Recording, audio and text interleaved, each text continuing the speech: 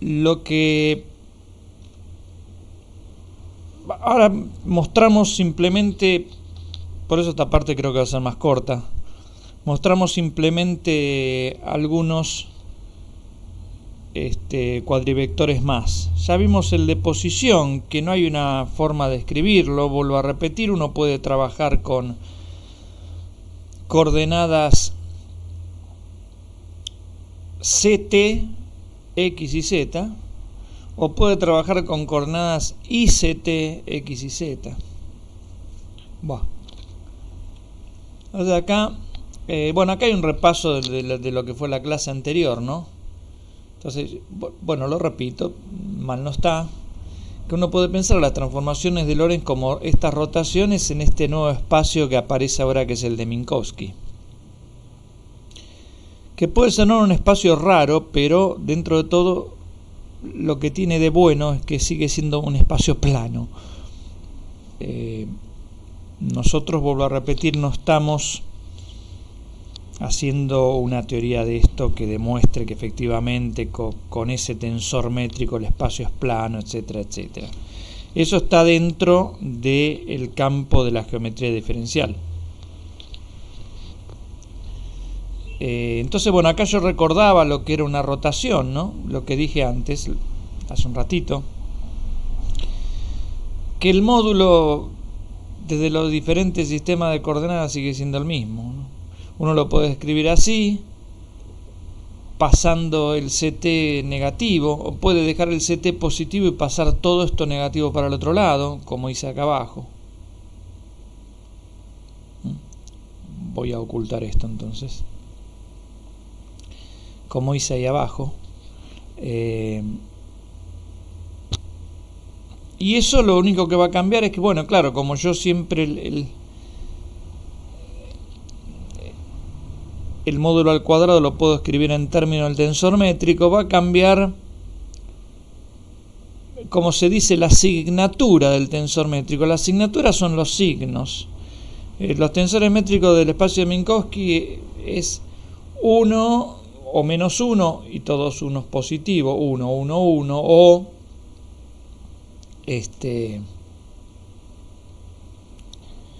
1 positivo y todos menos 1, qué sé yo. Eso es lo único que va a cambiar. Pero bueno, si uno tiene un vector, como ahora lo escribo acá en forma general, de 4 componentes, va a ser un cuadrivector si se transforma de esta manera. Si cuando uno cambia el sistema de referencia, las viejas componentes elevadas al cuadrado, todas sumadas y una restada, va a ser igual a las nuevas componentes elevadas al cuadrado, todas sumadas salvo la primera que está restada. Y si uno pasa a otro sistema va a ser lo mismo, o sea que toda esta cuenta me va a dar una constante cuando yo lo hago. Entonces, si uno tiene un cuadrivector, como por ejemplo el posición, donde esta primera es C por T y las otras tres son la posición común que ustedes conocen, que se la llama X y Z, o muchos libros la llaman X1, X2 y X3. En la mayor parte de los libros avanzados ya no son X y Z, simplemente se la llama X1, X2, X3. Bueno, un cuadrivector va a ser aquella n tupla de 4 componentes que le va a pasar esto cuando uno cambia el sistema de referencia, ¿no? Donde se supone que el cambio obviamente yo lo hago mediante las transformaciones de Lorentz y no mediante las transformaciones de Galileo, ¿no? Bueno, y como dije antes, donde las métricas pueden ser, de acuerdo a cómo uno toma los signos, los tensores métricos pueden ser escritos así. Vuelvo a repetir, estos son los representantes de los tensores métricos, escrito así, con signatura toda positiva salvo la primera componente, o al revés, con signatura negativa salvo la primera componente. Y como siempre, bueno, la norma al cuadrado se puede poner como el vector traspuesto por el... Sí. Por ahí me distraje. ¿Por qué la primera componente era negativa? Porque yo lo puedo pensar así, voy atrás. voy acá atrás. Vos tenés esto. Vos podés pasar esto para acá restando. Ah, listo, ya está. Está bien y Ya te acordé. queda así. Cuando vos lo escribís Sí, esto sí. en términos del tensor métrico, te aparece un -1 y todo el otro unos positivos. Perfecto, perfecto, ¿Está bien? perfecto, gracias. Bueno. Lo importante es que los tensores métricos que aparecen en la relatividad especial son números constantes. Y son diagonales. Los tensores métricos que aparecen en la relatividad general, donde la masa o la energía deforman al espacio-tiempo, ya no son números, son funciones. Entonces todo es muchísimo más complejo. Acá no importa si es este negativo y todo lo otro positivo, si este vale 1, vale 3, 3, 3, 3. No importa porque esto igualmente, estos tensores métricos me siguen avisando de que el espacio sobre el que estoy trabajando es un espacio euclídeo. No está curvado, intrínsecamente curvado. Bueno.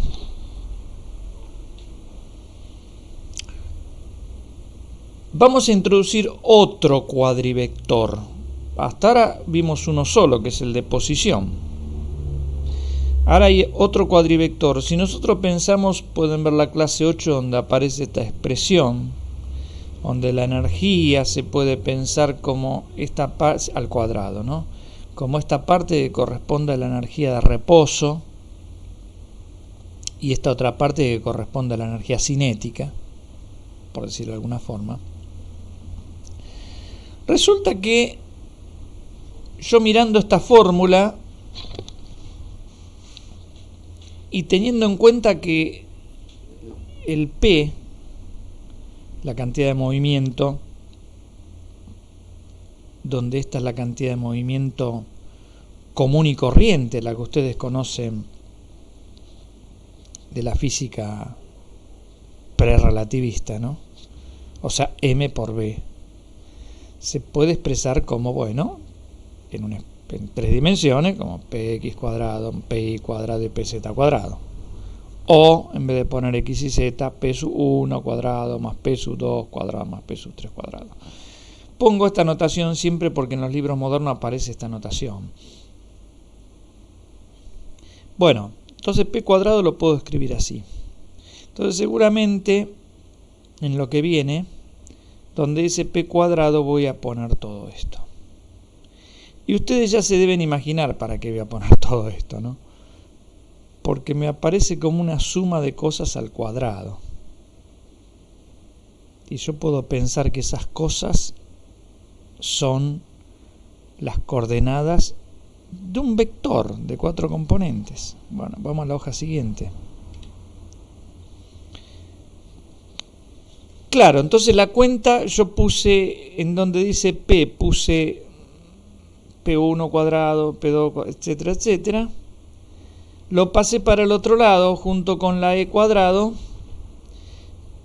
y para el otro lado tiré este término, que es una constante. ¿Ven? Voy otra vez atrás. Acá, ¿no? Acá este lo dejé de este lado. Este lo pasé para acá, junto con e cuadrado. Me quedó e cuadrado menos esto. Me queda e cuadrado menos esto es igual a una constante. Quiere decir que e cuadrado menos esto vale siempre lo mismo, más allá del sistema en el que yo estoy. Si estoy en S, en S', en S2', que se mueve con velocidad V2', o sea, desde cualquier sistema inercial, e cuadrado menos esto es una constante. Es lo que dice acá, perdón. Acá, ¿no? E cuadrado menos esto es una constante. O sea, a las constantes se las llama escalares. O sea que toda esta cuenta es un invariante, como yo digo acá, un escalar, frente obviamente a las transformaciones de Lorentz, ¿no? Entonces, si uno define este nuevo vector vector cuya primer componente es la energía relativista, ¿no? De esa estoy hablando, la que vale m masa relativista por c cuadrado, la vieja fórmula que ustedes conocen.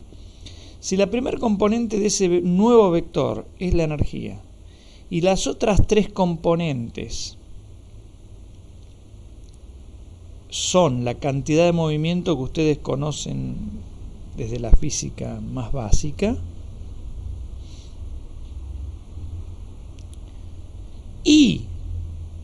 y tomamos este tensor métrico, esta métrica se dice así directamente, se considera esta métrica, cuando se dice así y le muestran una matriz, están diciendo que consideran un espacio donde el representante de esa entidad geométrica, que es el tensor métrico, es esta matriz. Bueno, si considero todo eso, como bien dice acá abajo, reencontramos, acá falta poner qué, reencontramos que 4 es de la forma, está mal escrito, ¿no? Reencontramos que 4 es de la forma 3. O sea que esto que está acá es de la forma 3. A ver cuál es la forma 3. Bueno, es esto, obviamente, ¿no? Acá era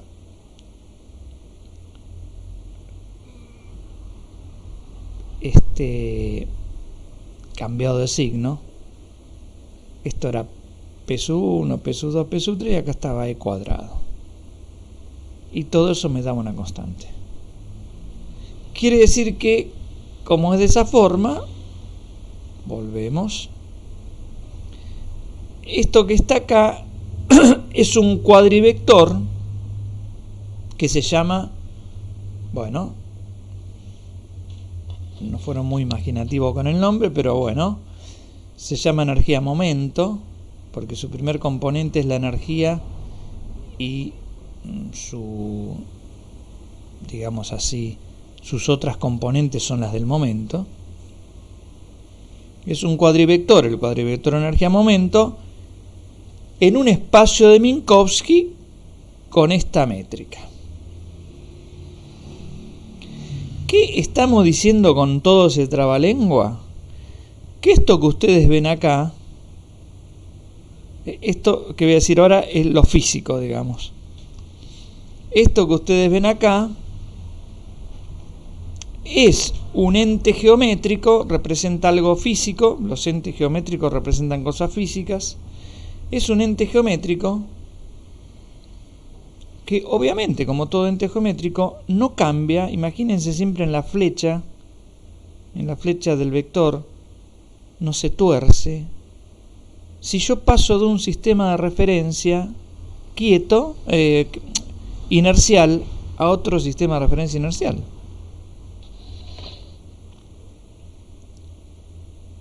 ¿Está bien? No quiere decir que no cambien estos números. No sé si entienden, ¿no? Cuando uno pasa de un sistema de referencia a otro, las coordenadas cambian de la flecha. Lo que no cambia es la flecha. Justamente sus coordenadas cambian porque la flecha no cambia. Piensen en un vector de R2, ¿no? Si esa flecha está fija, cuando yo tuerzo el sistema o cuando paso de ese a ese prima, donde ese prima está torcido respecto de ese, y bueno, las nuevas coordenadas en ese prima cambian porque la flecha está quieta, porque representa una entidad geométrica. Y las cosas de física tienen que ser representadas por entidades geométricas, por la sencilla razón de que queremos de que la física no dependa del referencial. O sea, si las leyes físicas son efectivamente leyes físicas, no deberían modificarse cuando uno pasa de un sistema de referencia por lo menos a otro inercial.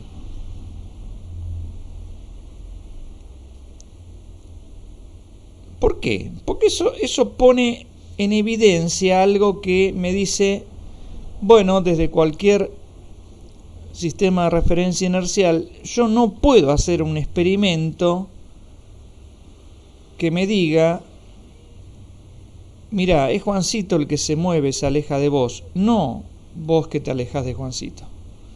Porque yo veo que Juancito se aleja de mí, pero Juancito ve que yo me alejo de él. Y no hay ningún experimento que me permita decirle eso, porque además es absurdo, porque la velocidad es un concepto relativo. Entonces todo esto, todas estas cosas, ponen en evidencia eso que estamos diciendo, que parece a veces tan fácil, ¿no? Después Einstein lo generalizó más esto.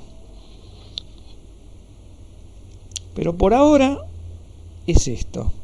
Yo tengo varios sistemas de referencia inerciales. Cuando yo tengo un cuadrivector en uno de ellos, que entonces puedo pensarlo como una flecha, desde el otro sistema de referencia inercial yo tengo que ver esa misma flecha. Claro, cuando la escriba seguramente desde el otro sistema de referencia inercial, estas cosas van a ser distintas. Pero la entidad geométrica, la flecha, va a ser la misma. Esa es una cosa. Y ahora, ya sabemos, pasar de un sistema de referencia inercial a otro, eso significa pasar de un auto en movimiento a otro auto en movimiento, por decirlo de alguna forma. Ese pasaje, del punto de vista matemático, del punto de vista de la geometría esta, se puede pensar como una rotación, como pasar de un espacio de Minkowski a otro espacio de Minkowski rotado.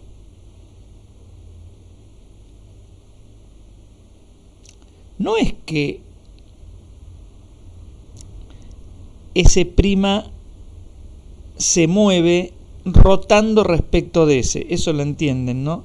Ya dijimos que en todos nuestros casos ese prima se mueve paralelo a ese. Pero ese movimiento que es una traslación, que de rotación no tiene nada, ese movimiento que en R3 es una traslación pura, se puede pensar como una rotación si uno trabaja en un espacio abstracto de Minkowski.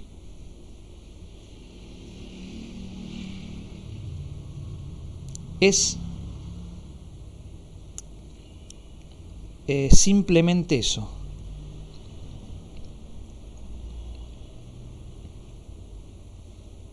Bueno,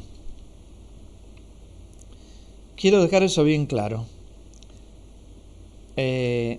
Habíamos visto el cuadrivector posición.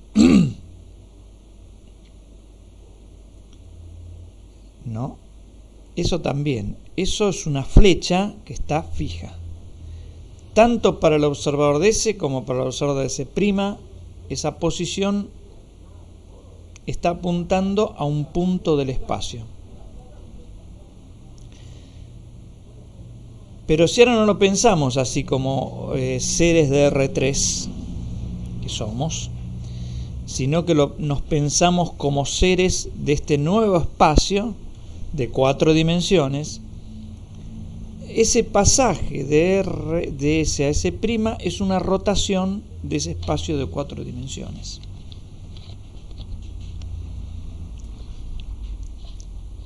Bueno,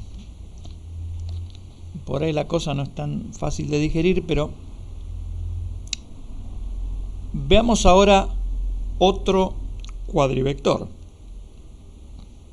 importante también. Otra vez vamos a pensar en esto, ¿no? Si yo tengo que esto es una constante, cuando yo hago una transformación de Lorentz me da constante, porque esto que está acá cuando yo hago una transformación de Lorentz es constante, ¿no? Porque M0, la masa de reposo, es una constante. Yo tengo una masa de 1 kilo. Tengo una botella de cerveza acá arriba de mi mesa. La peso y peso 1 kilo. Se la doy a Juancito, que viene en su sistema S' viajando a la velocidad de la luz. Cuando él la mira desde su sistema, para él no es 1 kilo. Pero yo ahora agarro, se la paso a Juancito, que se va a tomar una cerveza con esa botella. Él la agarra en sus manos y para él la botella está aquí, está la pesa y es 1 kilo.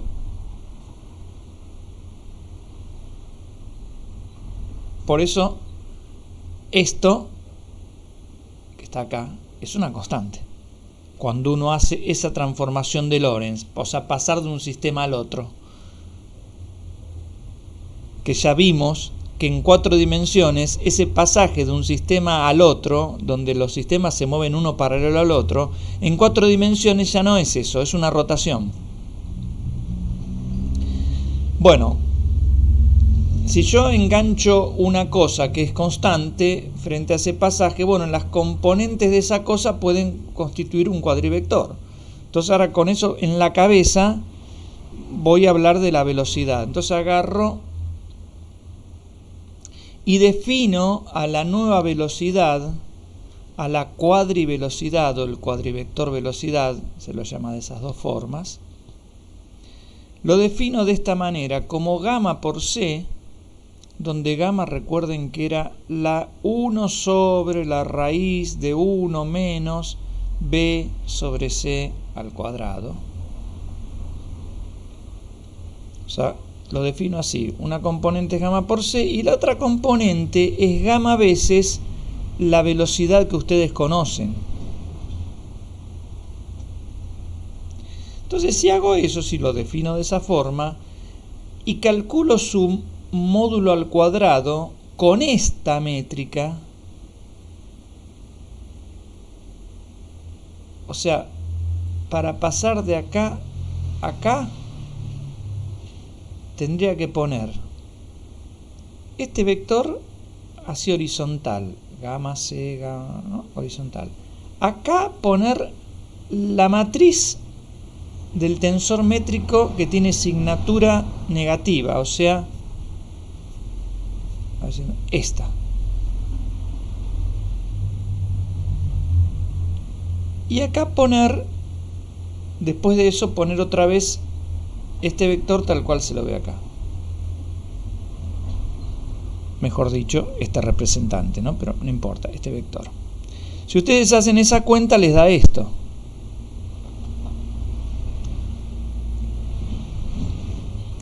Y ahora seguimos haciendo cuenta, porque resulta que habíamos visto en la clase 5, página 5, que el tiempo que transcurría para un observador del sistema S era distinto al que transcurría para el observador del sistema S'. A este tiempo, que es el que uno mide con un reloj que está fijo respecto de uno, como el tema de la masa, ¿no? La masa de reposo es la que está fija respecto de mí. Uno podría llamarla masa propia, qué sé yo. Bueno, este es el tiempo propio. Que en un viejo experimento, en el del vagón de tren, que creo que es la primera clase, o en esta clase, está claramente que el tiempo desde el sistema S se puede escribir como el tiempo del sistema S' por gamma, y de ahí yo puedo despejar gamma, y gamma me queda como una relación entre t y t', entonces. Donde vuelvo a recordar que gamma es 1 sobre la raíz, no, esa que dije antes. Entonces yo acá, en vez de poner gamma cuadrado, voy a poner esto elevado al cuadrado. Lo voy a poner acá, que es lo que hice acá, ¿no? Y me va a quedar esto elevado al cuadrado multiplicado por lo que está ahí, por esto. Pero claro, la velocidad de x, que es la que ve el observador de S, es delta x sobre delta t. Si pienso que delta t es muy pequeño, estoy en esa situación, ¿no? O sea, si tendría que ser formal, acá tengo que tomar el límite cuando delta t tiende a 0, bueno, no lo voy a hacer para no anotar más cosas acá. Pero bueno, Bx es delta x sobre delta t, Bi es delta I sobre delta T y BZ es esto. Y llego acá. Entonces, ¿qué voy a hacer en la siguiente hoja? Bueno, lo que hice es simplemente multiplicar esto acá distributiva, ¿no? Me quedó C cuadrado por este término. Y después acá, cuando hago esto multiplicado por esto, el delta T cuadrado se me va con el delta T cuadrado. Así que me queda delta X, como dice acá, sobre delta T prima. Y lo mismo delta I y lo mismo delta Z. Luego, como se ve acá, saqué factor común delta T' cuadrado, hice la cuenta y me quedó acá arriba todo esto. Pero si ustedes ven, esto es de una de las primeras clases. Este era el delta S, el ds cuadrado, nada más que acá es delta S cuadrado, ¿no? Esto era una constante.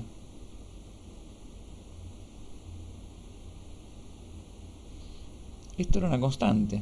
Estamos hablando del rayo de luz que salía de un sistema, ¿no? ¿Se acuerdan de eso? Bueno. Esto entonces es una constante. Y lo que está acá abajo también es una constante. El tiempo propio es como M0. No depende de si yo estoy en S o en S'. Si yo estoy en S prima, por ejemplo, y para mí pasa una hora, el DS va a ver que para mí pasaron 10 horas. Pero cuando yo le dé el reloj a él, al DS, para el DS va a ver que el reloj anda bien. Va a pasar una hora también. Cuando lo tenía el DS prima y pasaba una hora, ahora lo tiene el DS y para el DS también va a pasar una hora.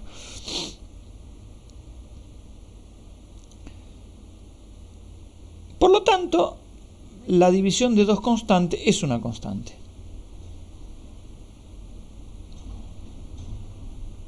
Es una constante. Acá no sé lo que quedó escrito. Uy, perdón. Bueno, no sé lo que quise escribir acá. Entonces quiere decir que si yo defino a este vector, efectivamente su módulo cuadrado frente a una transformación de Lorentz es constante. Quiere decir que esto es un cuadrivector, que como contiene la velocidad, lo voy a llamar cuadrivector velocidad. Bueno, la pregunta es, ¿podría haber definido la cuadrivelocidad como la derivada temporal de la cuadriposición? Porque ustedes la velocidad normal la definen como la derivada de la posición respecto del tiempo. Si yo acá en vez de poner la posición, hubiera puesto la cuadriposición, cuando hago esta cuenta, ¿llego a esto? O sea, tengo que hacer esta cuenta. Y bueno, ustedes pueden ver que esto no tiene la invariancia requerida por esto. O sea que la cuadrivelocidad no es la derivada respecto de t de la cuadriposición. En realidad lo que uno puede ver es que la cuadrivelocidad es la derivada respecto, no de t, de t'. Ahí sí, pero así de t no. Entonces, bueno, este es el otro cuadrivector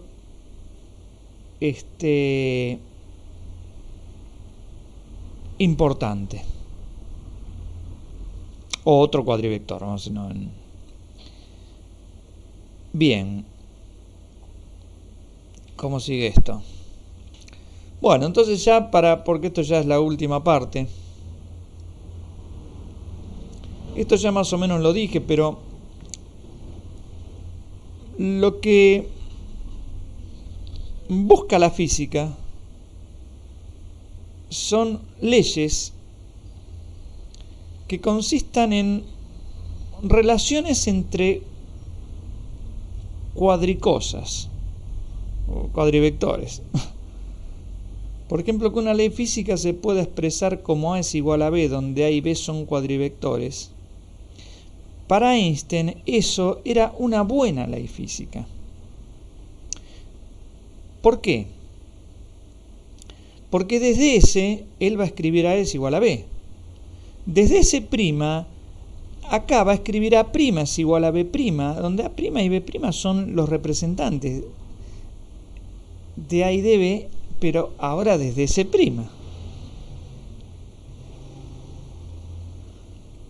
Fíjense que si desde S yo lo escribí así, acá otra vez estas cosas son las representaciones de A y B.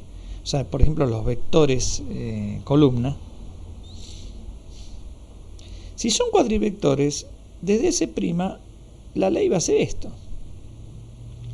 Porque A va a pasar a A', B va a pasar a B'. No es que B va a pasar a B' más 3. Entonces desde S' la ley va a ser A' es igual a B' más 3. A Einstein no le gustaba, esa ley es una porquería porque cambia la forma. ¿Cómo desde S va a ser A es igual a B y desde S' va a ser A' es igual a B' más 3? Entonces quiere decir que desde S2' puede ser la ley A' igual a B2' más 7. Entonces, ¿cuál es la ley? ¿Entienden lo que digo? O sea, si va cambiando la forma de acuerdo a donde yo me paro, entonces no es una buena ley física. Así lo pensaba Einstein, Cuando Einstein hace toda su teoría de relatividad restringida, esta que vemos nosotros, su primera relatividad, no comprendida o comprendida por muy poca gente, él empieza a decir, bueno, aquí hay que cambiar todo, muchachos, porque ya sabemos que las transformaciones de Galileo no son las válidas. Las transformaciones válidas son las de Lorentz. Entonces, cuando yo paso de un sistema al otro, las cosas tienen que cambiar como lo dicten las transformaciones de Lorentz. Por ende,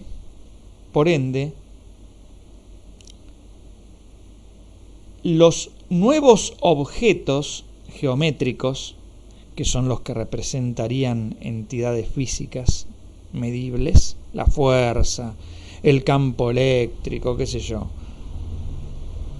tendrían que ser cuadrivectores, porque eso me asegura que si yo escribo la ley así en un sistema, en el otro sistema la ley sea escrita de la misma forma.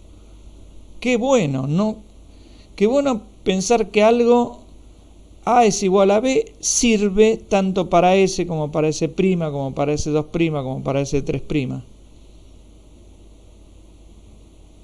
Y que no, que en S la ley sea A igual a B, en S' sea A igual a B sobre 4, en S2' sea A igual a B más 7, qué sé yo, ¿no?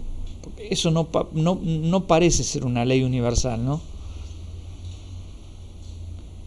Entonces Einstein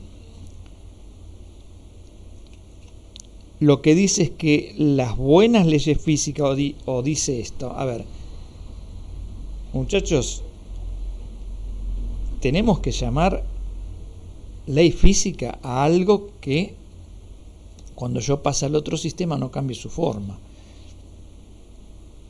Cuando yo hago una transformación de Lorentz. O sea covariante. La palabra covariante, más precisamente covariante Lorentz, significa que la ley no cambia su forma cuando yo le hago una transformación de Lorentz. Entonces, las buenas leyes físicas y todas las expresiones que aparecen en la física es deseable que sean covariantes de Lorentz. Por ejemplo, si ustedes agarran la ecuación de ondas del electromagnetismo, si ustedes agarran esa ecuación, van a ver que la expresión de la ecuación de onda, eso está en uno de los ejercicios de esta segunda parte, la expresión de la ecuación de onda no cambia cuando yo cambio de un sistema S a otro S' que se mueve con velocidad constante v, qué sé yo.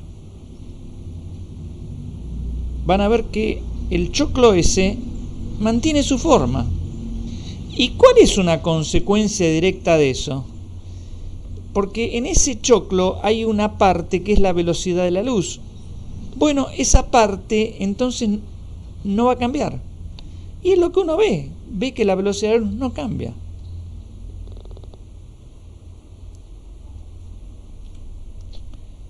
Bueno, eso es lo que quise yo poner acá. En el contexto de validez de la relatividad restringida,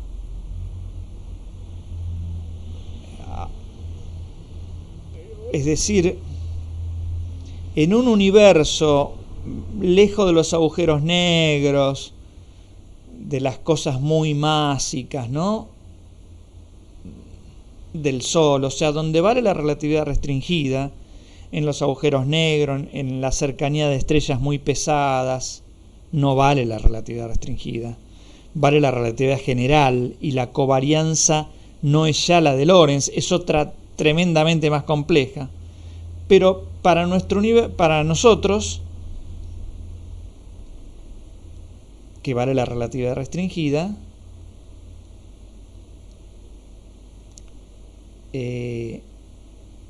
las leyes físicas serán aquellas que sean covariante Lorentz, como bien puse acá.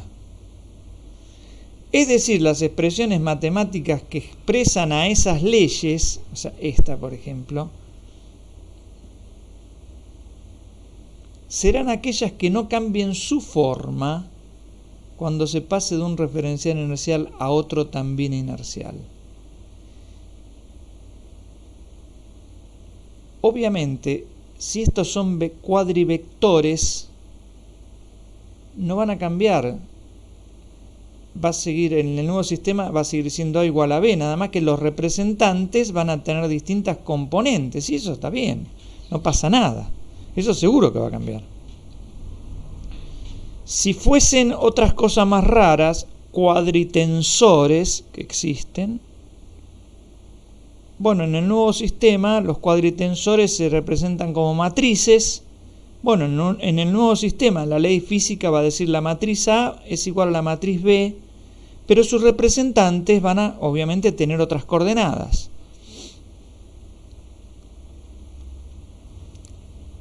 Bueno,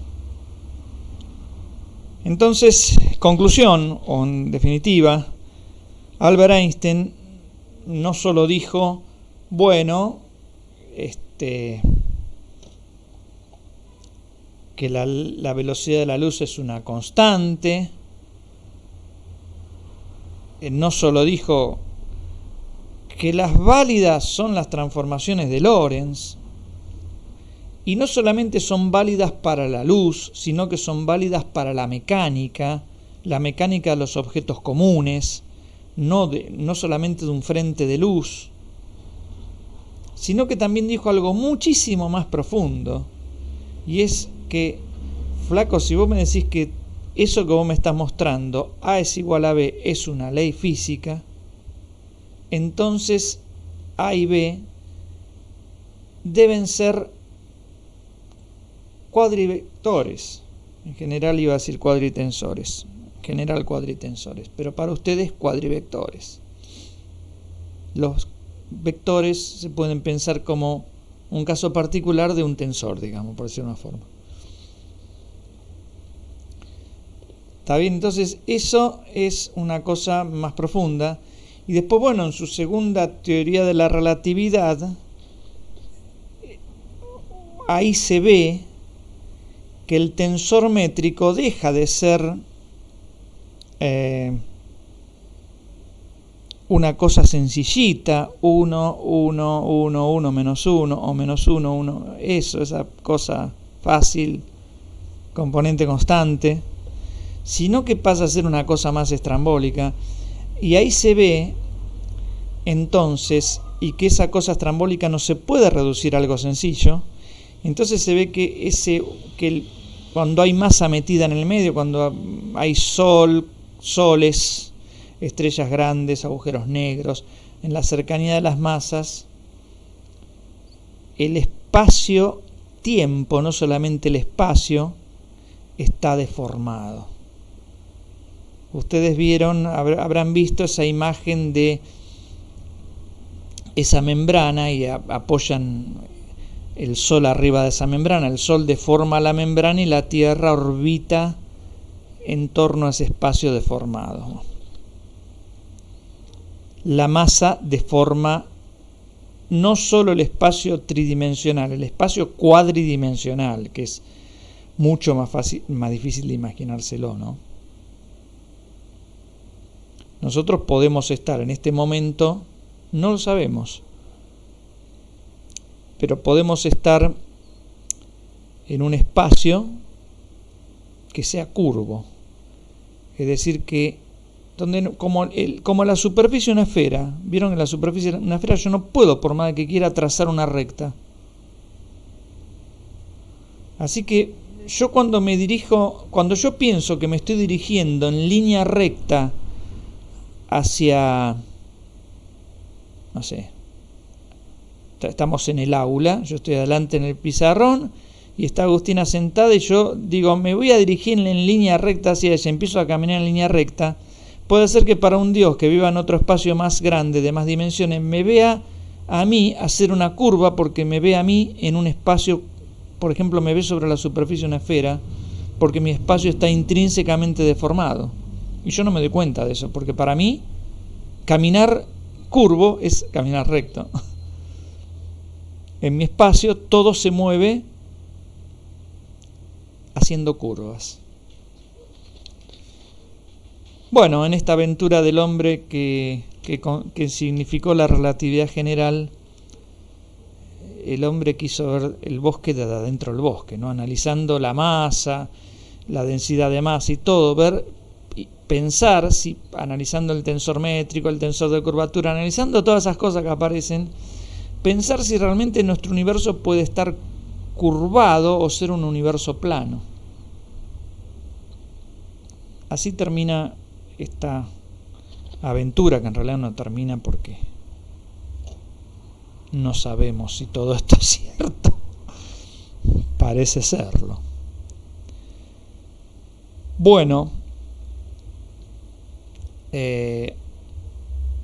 hoy le dieron el premio Nobel a Penrose, que fue un tipo que yo pensé que había fallecido porque debe tener más de 90 años, justamente sobre estos temas, ¿no? Porque él un poco demuestra como que él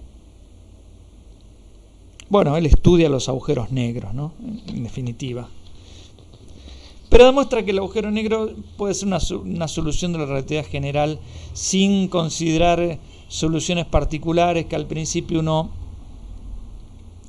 para estudiar las soluciones de las ecuaciones de campo de Einstein de la relatividad general, piensa en simetrías esféricas, etcétera, etcétera. Bueno, él lo hizo en un caso más general. Lo había hecho ya hace rato, creo, pero hoy le dieron el premio Nobel por este tema. Bueno, nosotros la clase que viene vamos a empezar con mecánica cuántica directamente. Entonces, ya tengo la grabación.